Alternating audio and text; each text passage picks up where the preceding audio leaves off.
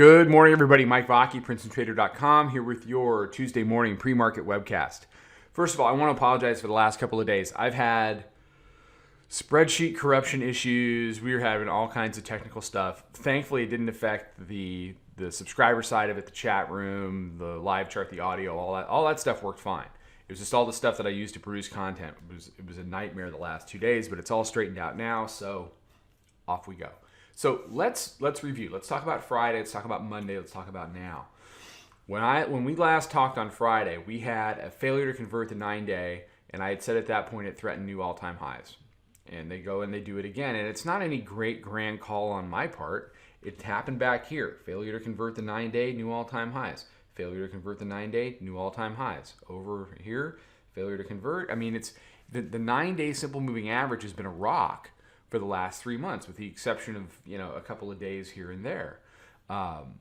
You haven't seen it close below the 9-day since back here, and that was the move down to 55.5 that bounced off the lower level, and then they took it up into new all-time highs. At that point, the high of the moment was 26.58.5. What I told the subscribers yesterday morning, and it remains true right now, 2,700 is an open price on my technical stuff. It should print. The fact that it didn't print during the course of yesterday, when they really literally had all day to do it, you went up and you did 98 at like 9:35 in the morning. It's interesting, sort of troubling, but not really. If they can't make a higher high today, you start to wonder if we're maybe stalling out a little bit. But before you get excited, stalling out may just mean we go back and print 70. 75, wherever that blue line heads up over the course of the next couple of sessions. You can see it rising up again to meet price. We touched the upper band yesterday. Upper band today is 27.03. That's going to continue to expand as price expands. So is there the possibility that we could go on an upper band ride? Yes. Would that be a very Christmas thing to do? Yes. My only hesitation is we just did a 10-dayer. We took a little break, but we could do it again. And what this really underscores for me is the phenomenon that I talk about in the room sometimes. When the mini hits a big round number, in this case it was 2,600. Some big round numbers they want to live in for a long time. Some big round numbers, they don't want to, all they want to do is go see the next big round number. And that's what's happened here. I mean, we hit 2,600. November 27th, just after Thanksgiving. And we have not spent much time here, and we're knocking on the door of 2,700. I don't suspect 2,700 to go as quickly as the 2,600s did. I expect 2,700s, I think we'll live there for a little while, kind of like we lived in the 2,500s for a while. And 2,700 may just be the simple act of going up and seeing it, and then grinding around in the 2,600s for a while. But the reason I make that point is you can't fight that 100 handles of price. We spent the vast majority of our time since we hit 2,600 long. With the exception of the Flynn short and a couple things that we tried here and there, I mean, basically we've been buying dips for the last month. And it's not, it's not interesting. It's not, it's not anything. It's what's paid, and some days it pays better than others. Yesterday we were long 3 times. It was very exciting.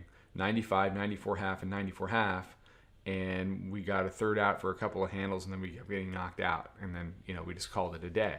So it was very, we didn't, made a couple of handles yesterday, but what we didn't do was fight price and take 27 trades on a day that didn't want to trade at all. Yesterday didn't really want to trade at all, not after the bell rang, and you have to recognize those days and do less. Otherwise, you're just going to be your commissioner's best friend. Or your broker's best friend with all the commissions that you're doing. So it's important to understand that some days, especially in December, the market is not going to want to move. Yesterday was one of those days. Mondays have been those days. The last 3 Mondays have not really wanted to, give a lot of directional trading opportunities. So as we look ahead to today, these bands are very, very tight on the hourly. And here, here's RTH from yesterday. We didn't really go anywhere. Okay, you can see 9-day support, we talked about that. Heading into Friday, here was the rally off of it, and just a steady grind, and then flatlining in the regular session, more flatlining in Globex, and you have very tight Bollinger Bands on the hourly. Those should resolve. Up, down, don't know, don't care. Just we want to be there for the directional trade. One of the most interesting things that you get in situations like this is you can get kind of a head fake up to a move down. The last time the bands were tight, they weren't this tight, was back on Thursday, and we got that resolution down to the 9-day support. Could we do that again? Sure. Could we resolve up to take a big piece out of 2,700? Yep, absolutely. So don't try to anticipate direction. Just understand that when the direction comes, this is a byproduct of the compression. It can go a lot farther than you think, and go ahead and that's where you want to be as far as positioning is concerned for the day. You want to be on the side of the expansion.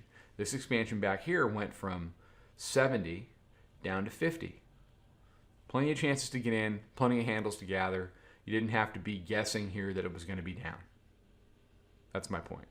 Okay? Wait for some lower highs, that'll develop on smaller time frames. Understand your risk and then trade with it. That's what we'll be doing today. All right, everybody have a fantastic day. I'll be out later with a wrap up. Be careful on these holidays. It's going to trade, and then it's going to not want to trade.